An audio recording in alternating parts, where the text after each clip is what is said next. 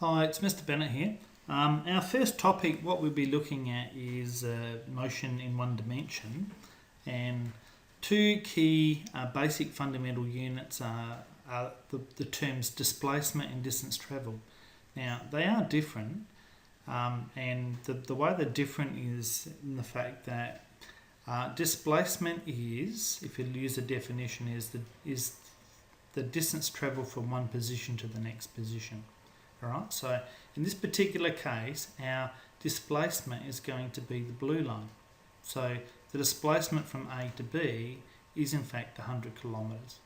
The distance travelled, imagine if you went to the snow or up a mountain, you'd probably be winding around the road like on the red line. Okay, so you might have actually gone only 100 kilometres in displacement, but your distance travelled is in fact going to be 200 kilometres. You've actually travelled that far. Alright, so in terms of how that relates to the terms velocity and speed, it's going to be pretty obvious once we go through that. So let's do that now. Keeping in mind we know that these two things here are defined there. So if we define the terms velocity is a vector quantity, so it has a direction associated with it. So velocity though is equal to the displacement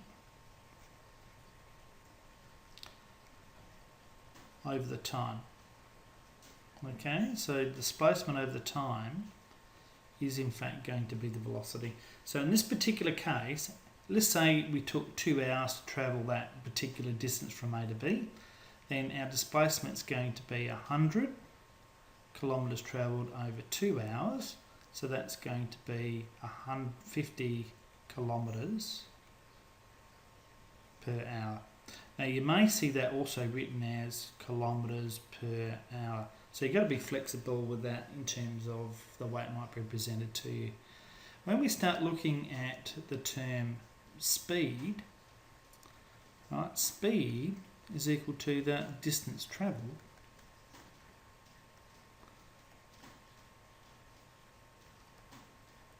over the time.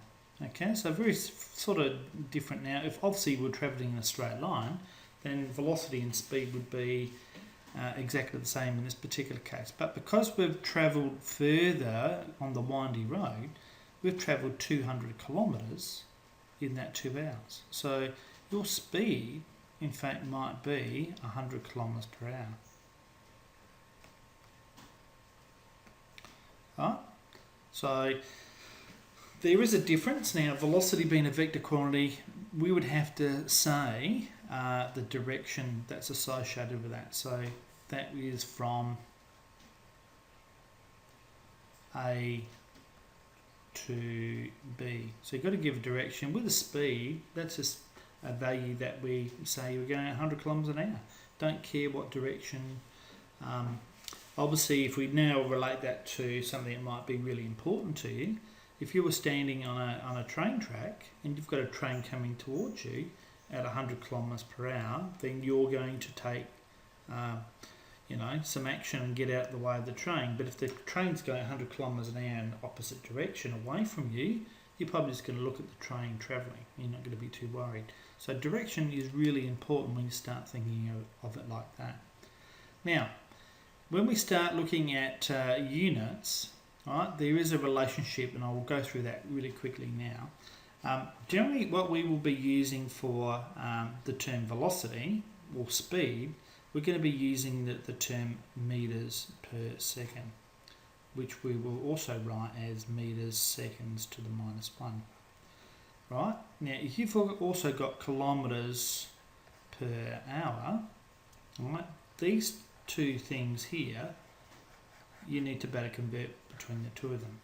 Alright, so now you can either remember this or you can actually learn how to do the change. Right, so if we're going to go from metres per second to kilometres per hour, right, so you think about how many kilometres are there in, how many metres in a kilometre? Well, there's 1,000 metres in a kilometre.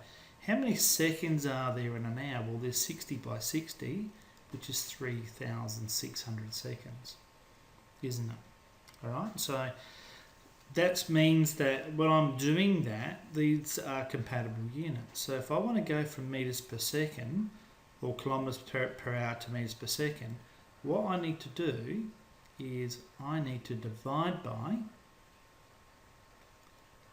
3.6. Okay, if I want to go from meters per second to kilometers per hour, I need to times by 3.6.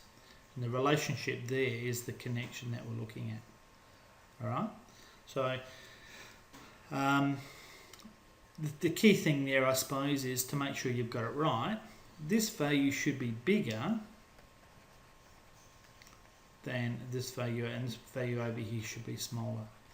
Okay, so if you're going at 10 meters per second, right, then that actually works out to be 36 kilometers per hour. Right, so I think that sort of should make sense to you. Now, that is one that we use a lot of the time when we start, certainly when we start talking about velocity and speed. That is conversion quite often that we're doing. Now, you need to be making sure that when you're working through questions that you keep the same unit. So you need to be working with compatible units. All right, we'll talk about that in class and when we do a couple of examples. All right, so I'll leave you some questions to have a go at doing with these things here, and I've also saved these notes into Daymap for you. So get a copy of these, right? Make your own your notes for the really important stuff that you need from that, and we'll go through a couple of these questions in class. All right, see you for now.